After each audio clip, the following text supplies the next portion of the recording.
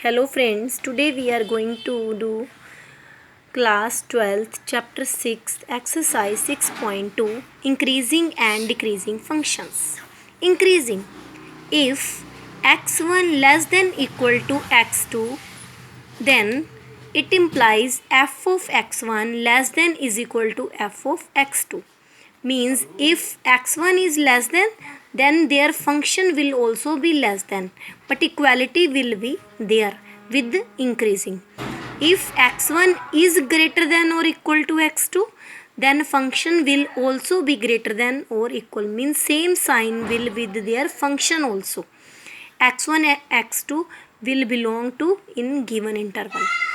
Decreasing, if x1 greater than equal to x2, it implies f of x1 less than equal to f of x2. Means reciprocal या reverse sign we can say will be there.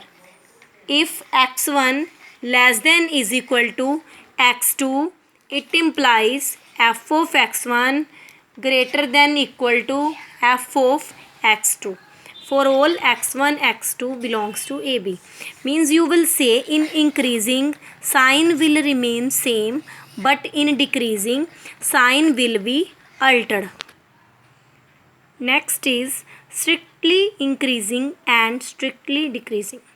Firstly, I am telling about strictly. Have you seen what is the difference between increasing and strictly increasing? In increasing, equality will be there, but in strictly only less than या greater than sign will be there. Means equality will not be here.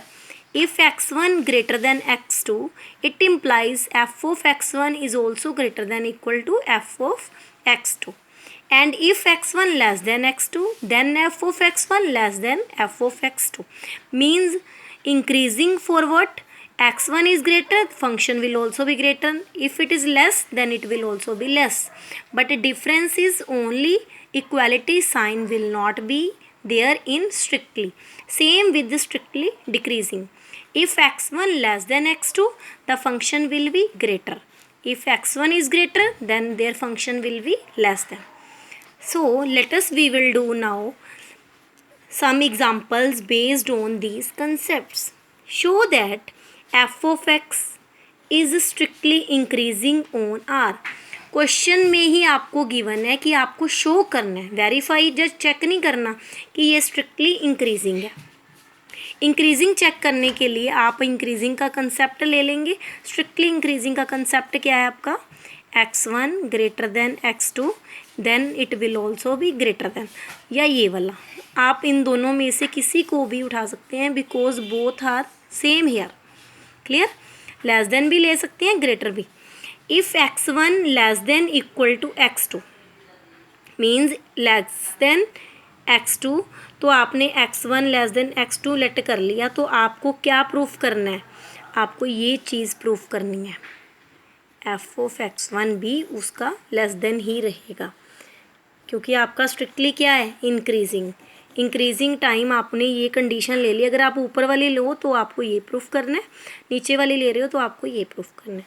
Now you have to make it here. Firstly I multiply with 7 to both. It will become 7x1 less than 7x2.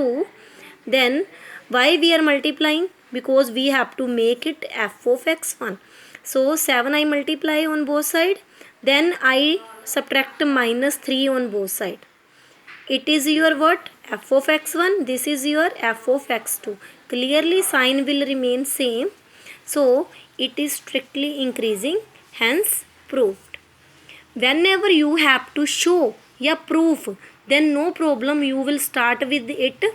Increasing time, you know you have to make it same, but in decreasing it will be reversed. Automatically they will become.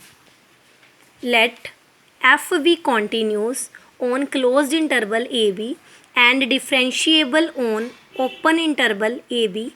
Then तो आपको एक condition और याद रखनी है कि अगर function continuous है क्लोज्ड इंटरवल में और डिफरेंशिएबल है ओपन इंटरवल में, तो आपकी कंडीशन है एफ स्ट्रिक्टली इंक्रीज़ करेगा गिवन इंटरवल में जब एफ डैश एक्स, जब आप उसी फंक्शन का डेरिवेटिव लेके उसको प्रूफ कर दें ग्रेटर देन 0। अगर आपको स्ट्रिक्टली डिक्रीजिंग प्रूफ करना है तो आपको वही वाला फंक्शन जो आपका डेरिवेटिव है अगर वो लेस देन 0 बन जाए, decreasing time less than, increasing time greater than. It is clear from the name also. Next is if F is a constant function. अगर वो कॉन्स्टेंट फंक्शन है तो आपको क्या करना है, एफ डैश एक्स को 0 प्रूफ कर देना है। वो तो आपको पता ही है कॉन्स्टेंट फंक्शन का डेरिवेटिव क्या होता है, 0, because x is not there, so it will automatically will become 0. Now let us do the examples. Show that f of x is this, x belongs to R means real, is strictly increasing on R. अगर आपके पास cubicle quadratic equation आएगी तो आप हमेशा इस rule को follow करेंगे with the derivation. See f of x is given to you, you know this is continuous because any algebraic polynomial will remain always continuous. Then we have to check its differentiability. Firstly I have taken its derivative, 3x square minus 6x, you know how to take derivative by reducing its power, so 4. Now you will see what is there, but you have to show strictly increasing, automatically it will become, see what I have done, you can break it into 3 plus 4, 4 you can break it into 3 plus 1, yes. Now you will see from the first 3 terms you can take 3 as a common plus 1 kept outside. What is this? This is a whole square of x minus 1, yes. Now if you put any value belong to R, R means कोई भी negative put करो चाहे R की positive value put करो, but it will automatically give you result more than 0। अगर आप चाहें तो आप यहाँ पुट भी कर सकते हैं। अगर आप बोले कि नेगेटिव वैल्यू ले लो, नेगेटिव ले रही हूँ, see it will automatically become 0। See 3 minus 4 का square 16 plus 1, 16 into 3 48 plus 1 49, clearly it is greater than 0, means any value, चाहे आप नेगेटिव ले लो चाहे पॉजिटिव चाहे 0 भी ले लो, कोई भी नंबर वैल्यू पुट करने से आपका रिजल्ट ऑटोमेटिकली ग्रेटर देन 0 बनेगा। अगर 0 बन रहा है तो आपका रिजल्ट क्या बन गया, strictly increasing. I hope you got. Next is proof that f of x equal to cos x is strictly decreasing on this interval, strictly increasing on this interval, neither increasing nor decreasing on this interval. Now let us do, सबसे पहले what will you do, you will take its derivative. I have taken its derivative minus sin x. Now strictly decreasing, पहले part में आपको क्या करना है, strictly decreasing proof करना है। पहले आपको ये पता है कि x belongs to 0 to pi, 0 to pi means आपका कौन से क्वाड्रेंट की बात कर रहा है, फर्स्ट 2 की।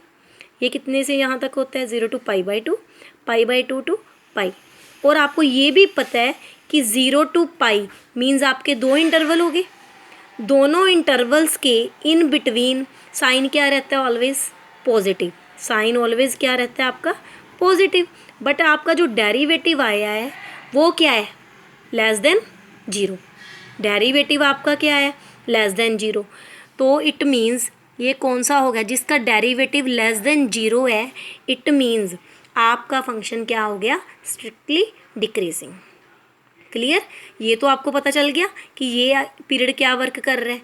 इट मीन्स कि इन दोनों इंटरवल्स में तो साइन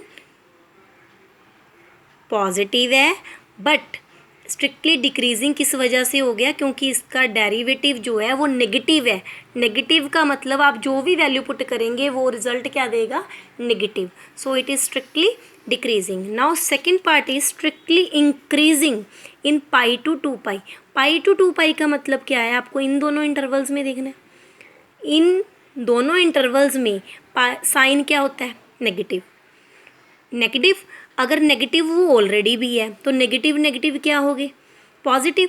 तो आपका जो फंक्शन है वो क्या बन जाएगा, strictly increasing. Why I told कि साइन एक्स जो है इस इंटरवल में लेस देन 0 मीन्स नेगेटिव है, लेकिन आपका जो एफ डैश एक्स है वो भी नेगेटिव है, तो multiply negative with negative positive, so it is strictly increasing. Third one, आपको ये प्रूफ करना है कि ये ना तो नीदर इंक्रीजिंग है और ना ही डिक्रीजिंग है इस इंटरवल में।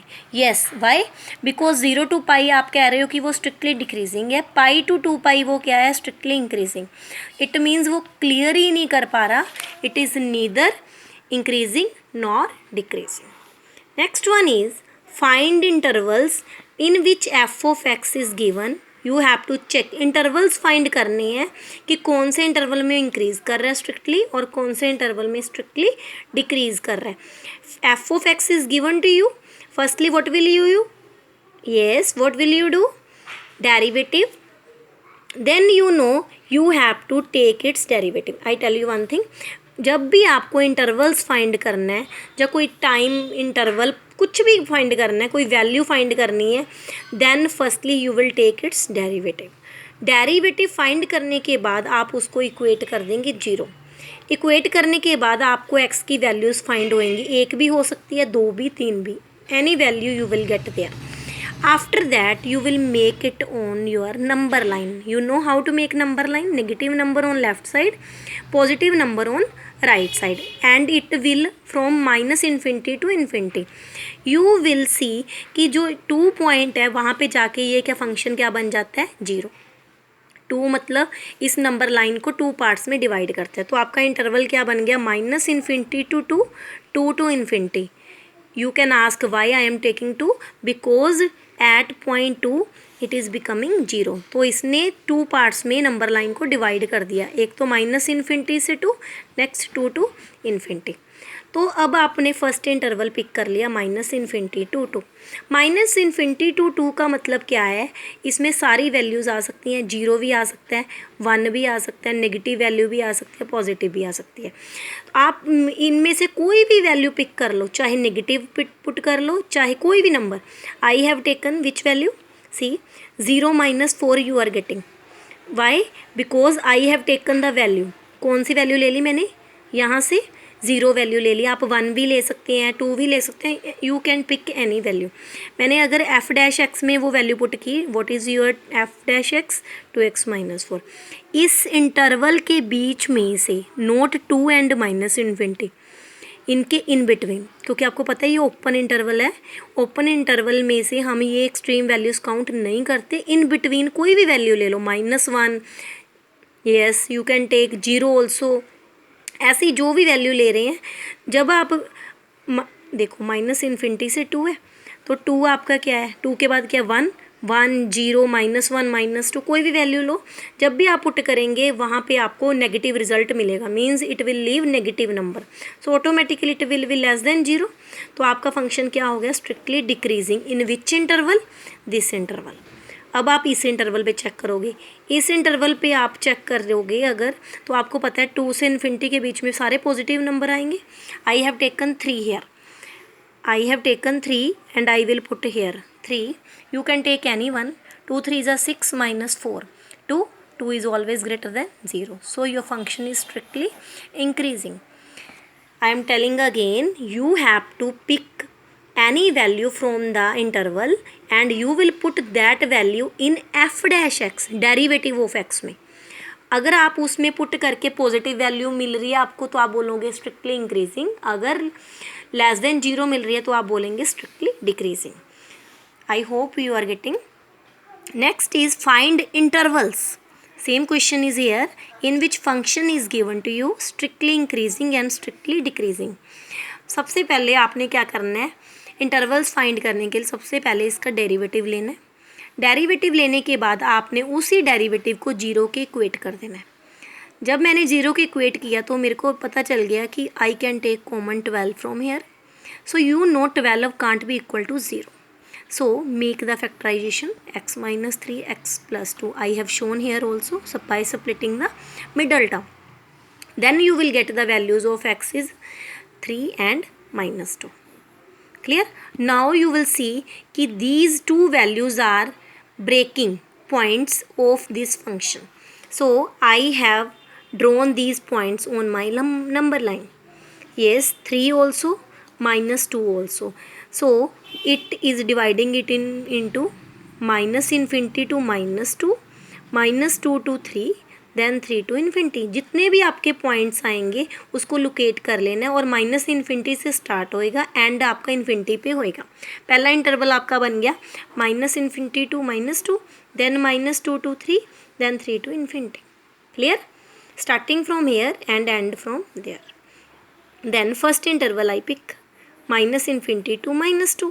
तो आपको पता है कि ये वैल्यू से नीचे कौन सी वैल्यू आएगी, माइनस 3. तो मैंने माइनस 3 ही पिक कर लिया. आप minus 4, minus 5 you can take any one. तो आपने ये वैल्यू यहाँ पे पुट कर दी इस इंटरवल में, यहाँ जो आपका एफ डैश एक्स था उसमें पुट करी. और अगर आपको इसमें करनी है तो आप इसमें भी कर सकते हैं.